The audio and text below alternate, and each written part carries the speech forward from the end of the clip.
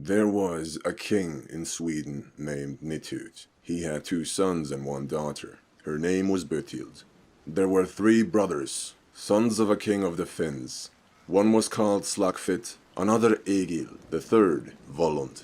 They went on snowshoes and hunted wild beasts. They came into Ulfdalir, and there they built themselves a house. There was a lake there which is called Ulfsjar.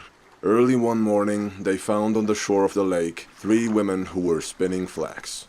Near them were their swan garments, for they were Valkyries. 2 of them were daughters of King Hlotver, Hjapgud the Swan White, and Herver the All-Wise. And the third was Olrun, daughter of Kjar from Valand. These did they bring home to their hall with them. Egil took Olrun, and Slagfit Swan White, and Volund All-Wise. There they dwelt 7 winters, but then they flew away to find battles, and came back no more. Then Egil set forth on his snowshoes to follow Olrun, and Slagfit followed Swan White. But Volund stayed in Ulfdalir. He was a most skillful man, as men know from old tales. King Nitut had him taken by force, as the poem here tells.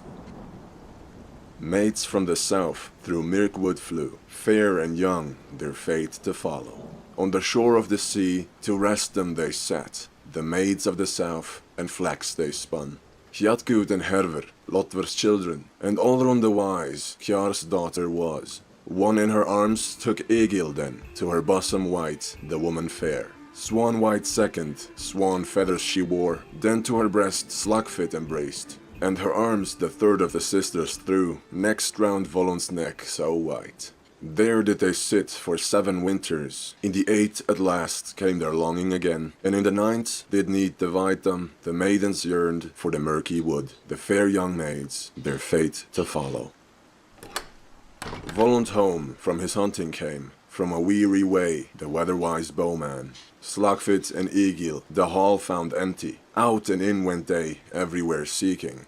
East fared Egil after Olrun, and Slagfit south to seek for Swan White.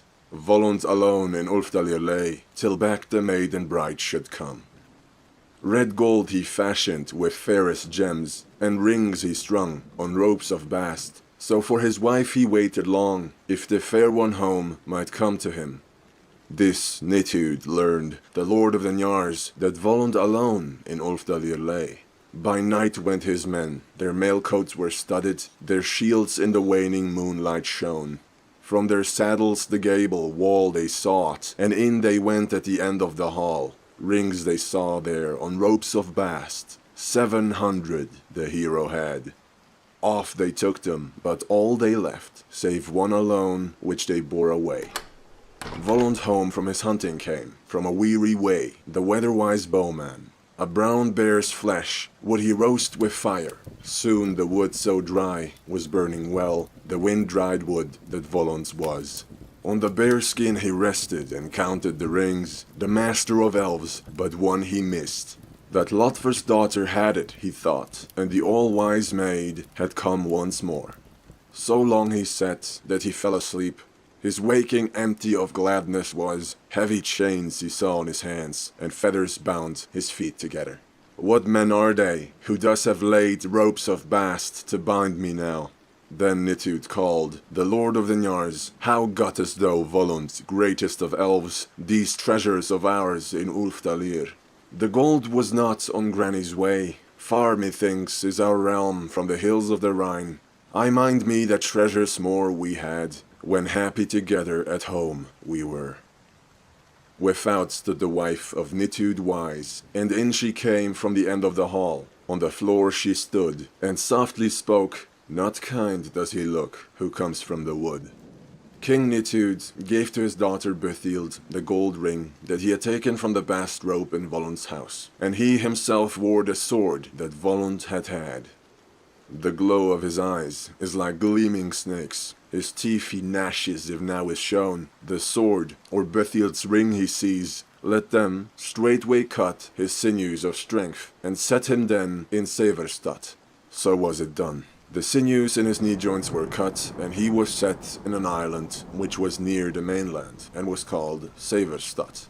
There he smithied for the king all kinds of precious things. No man dared to go to him, save only for the king. At Nithud's girdle gleams the sword that I sharpened keen with cunningest craft, and hardened the steel with highest skill. The bright blade far forever is borne, nor back shall I see it, borne to my smithy. Now Bethild gets the golden ring that was once my bride's, ne'er well shall it be. He sat nor slept, and smote with his hammer, fast for Nithud wonders he fashioned. 2 boys did go in his door to gaze, Nithud's sons into Severstadt.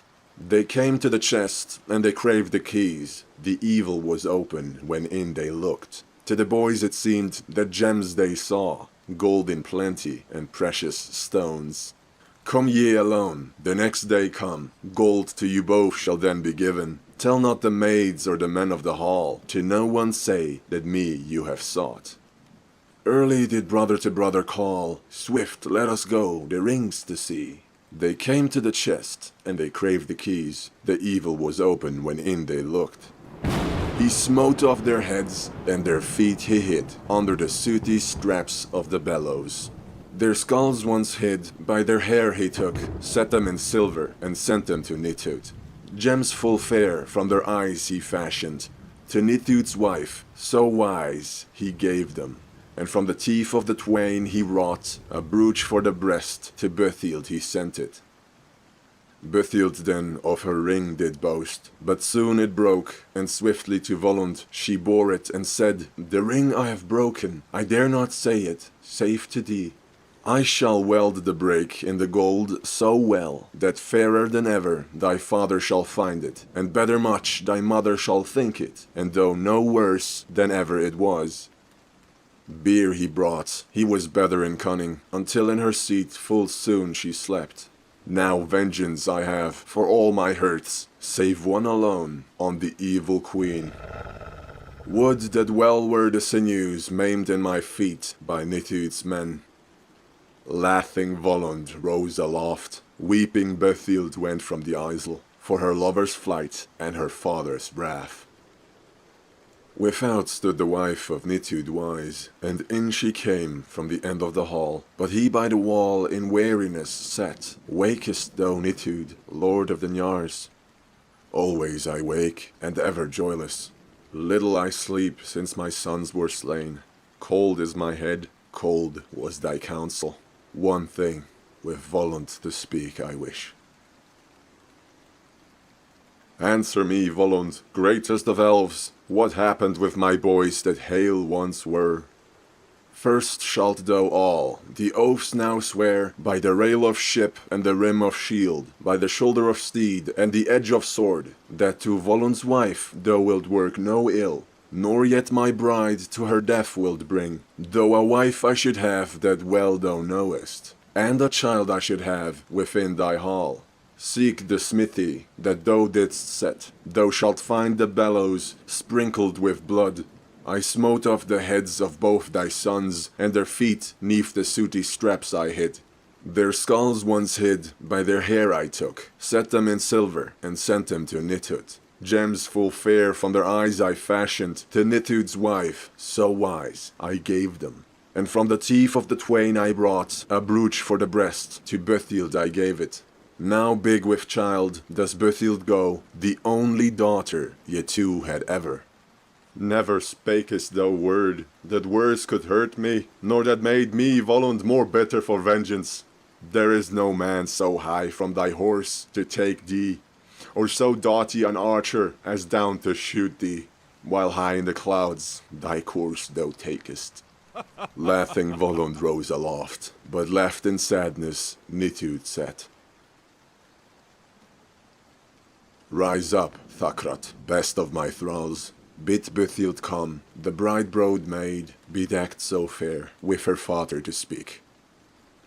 Is it true, Bethild, that which was told me, once in the Isle with Volund word thou?